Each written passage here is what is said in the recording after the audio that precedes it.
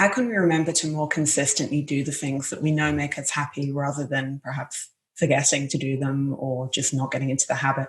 Well, I think the very last phrase there is the key, which is the habit. I wrote the Happiness Project, then I wrote a book called Happier at Home, which was kind of a deeper look at happiness only related to home, because for most of us, home is so important to happiness. And that led me to my book, Better Than Before, which is all about how we make or break habits, because exactly as is implied by that question, a big problem for people is not that they haven't identified what would make them happy. It's like we think, oh, I know I would be happier if I exercised, or I got more sleep, or I spent more time with my friends, or I read novels, or I worked on my novel, or whatever. We know what would make us happier. It's not a question of identification. It's a question of actually making that real in our lives.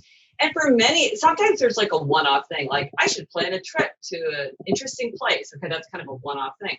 But for most of the things that people want to do for a happier, healthier, more productive, more creative life, they really are habits. So it's the habit of exercise, it's the habit of consistent work, it's the habit of engaging with friends, whatever it might be.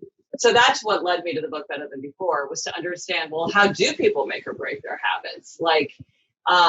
Because often what you see is that people who have habits that work for them, just have a happier, healthier, more productive, more creative life. And people whose habits don't work for them really have a lot more challenges. And so I really think it's a question of thinking about, less about, I should be thinking about why this is important to me, and more about how do I make this into a habit.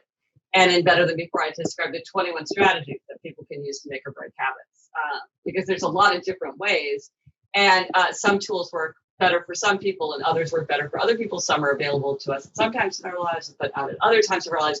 So you kind of want to know all 21. Sounds like a lot, but it's good to know, because then you can pick or choose the ones that would really work for you in a particular situation.